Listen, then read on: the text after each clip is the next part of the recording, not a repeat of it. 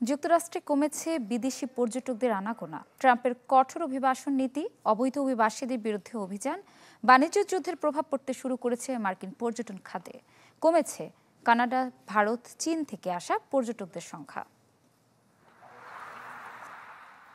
একসময় ভ্রমণ পিপাসু ও ধনীদের ভ্রমণের অন্যতম পছন্দের গন্তব্য ছিল যুক্তরাষ্ট্র। তবে দ্বিতীয় মেয়াদে ট্রাম্প ক্ষমতায় আসার পর কয়েক মাসে পাল্টেছে চিত্রপট।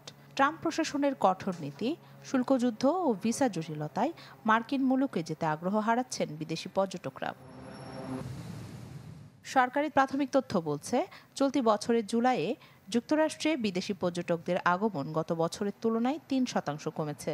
জানুয়ারির শেষ দিকে ট্রাম্প দ্বিতীয় দফায় ক্ষমতায় ফেরার পর থেকে প্রায় প্রতি মাসেই এই ধরনের পতন দেখা গেছে। গত ৬ মাসের মধ্যে ৫ মাসেই যুক্তরাষ্ট্রে বিদেশি দর্শনার্থীর সংখ্যা কমেছে।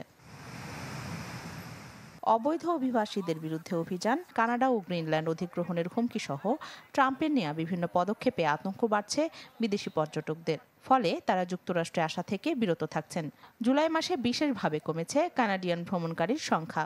এবছর যুক্তরাষ্ট্রে আসা কানাডিয়ান পর্যটকের সংখ্যা ২০২৪ সালের চেয়ে ১/৪ কমেছে।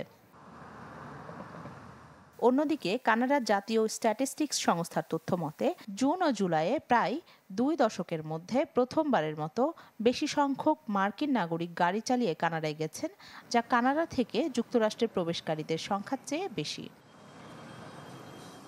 শীর্ষ ১০টি বিদেশি পর্যটক প্রেরণকারী দেশের মধ্যে কেবল জাপান ও ইতালি থেকে ভ্রমণ বেড়েছে। ভারতের পর্যটক কমেছে ৫.৫% ও চীনের কমেছে ১৪%।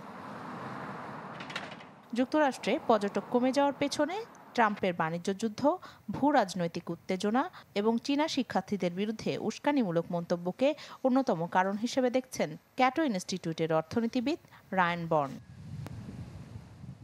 জানুয়ারিতে দ্বিতীয় মেয়াদে ক্ষমতায় আসার পর আফ্রিকা ও মধ্যপ্রাচ্যের কয়েকটি দেশকে টার্গেট করে ভ্রমণ নিষেধাজ্ঞা দিয়েছে ট্রাম্প।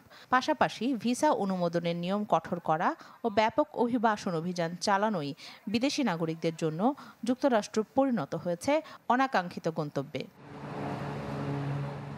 রাখি জেসমিন, চ্যানেল 24।